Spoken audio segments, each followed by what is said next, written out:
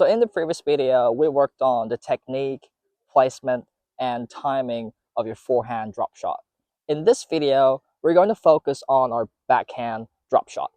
If you want to make your backhand drop shot more effective, watch this video till the end. Let's get started. When you're doing a drop shot, you're basically doing a slice, but weaker version. And because you want to make your shot to land close to the net and make your opponent run forward, adding backspin is essential. First, let's talk about the grip. You want to use your continental grip for both forehand and backhand slice. So when you do a backhand drop shot, use continental grip. We also call this a hammer or a chopping knife grip because it looks like you're holding a chopping knife or a hammer. So as soon as you decide to do your slice or backhand drop shot, then it's really important to quickly change your grip to the continental while you're supporting the throat of the racket with your non-dominant hand.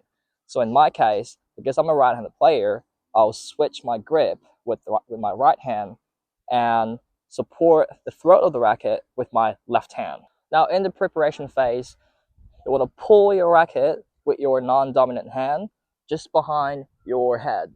As you take your racket back, your right shoulder starts to point straight and you want to step in with your right foot. If you're a left-handed player, then it's your left shoulder and your left foot that goes forward. Then you swing your racket forward and make a contact with the ball in front of your body, somewhere around your waist height. Now, here's the very important part. Which part of the ball to hit? A lot of players, they think they have to hit the bottom of the ball. Now, that would be very, very difficult to add backspin on the ball. In worst case, you would just end up framing the ball because the racket is very tilted and you're leading with the edge of the racket. There's a high chance of you framing the ball. So instead of aiming the bottom of the ball, just try to hit slightly bottom of the ball. In that way, the string would meet the ball, not the frame, and you would also make this loopy trajectory of the ball, which is very important for your drop shot. The speed of the racket should be slower than your standard slice. The follow through is important too.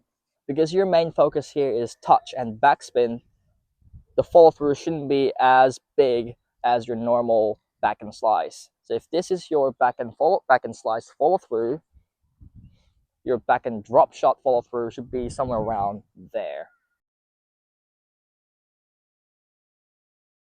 Okay, let's talk about the placement of your drop shot. Aim for just over the net, ideally within the service box. Now, if you see your opponent is standing on the deuce side, then drop it on the outside and vice versa. Now, this will create the greatest distance from your opponent to the ball. And this is how you make your drop shot a lot more effective. Okay, now you know the technique and where to hit your drop shot. Now let's talk about when. So there are two things to consider: where your opponent is and where you are preparing. First, you want to see your opponent is far away from the net.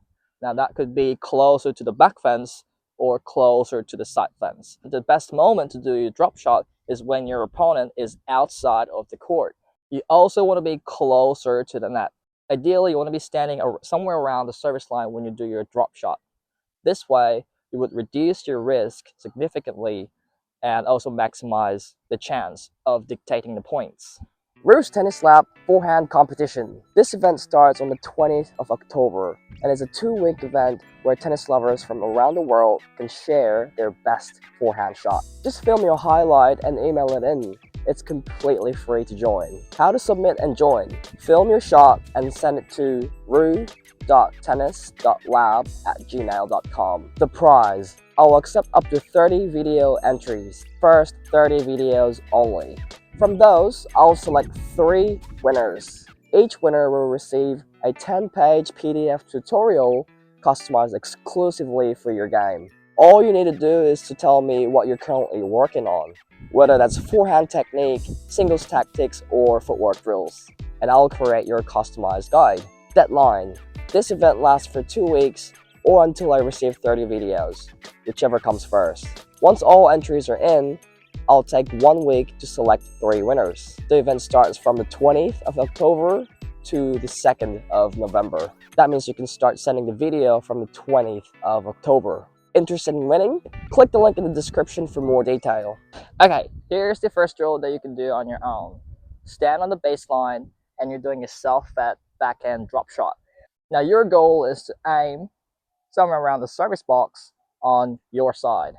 Add backspin on your drop shot and see if you can hit the drop shot without letting your ball touch the net. And here's how it looks like.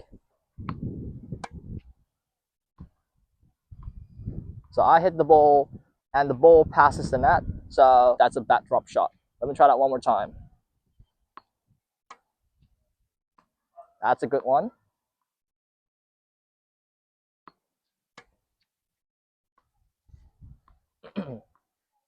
So your backhand drop shot should at least pass the service line and land somewhere around the service box. Okay, let's progress this drill a little bit. Stand on the service line, put any targets on the other side inside the service box. Now your goal is to hit your drop shot and let it bounce on the service box on the other side. This is a great training because there are two things that you have to focus. The first thing is to clear the height of the net. Make sure your drop shot has this loopy shape. And the second thing is the backspin. Let the ball bounce close to the net and make your drop shot effective.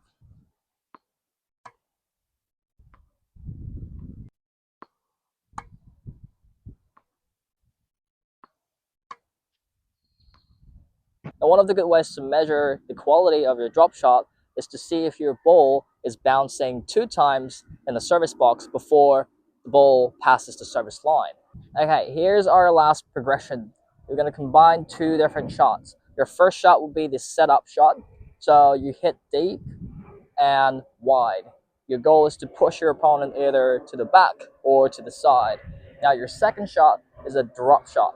So after hitting your first shot for a setup shot from the baseline, then you quickly run up to the service line and do your backhand drop shot. Depending on where you hit your setup shot, your placement of your drop shot will be different as well.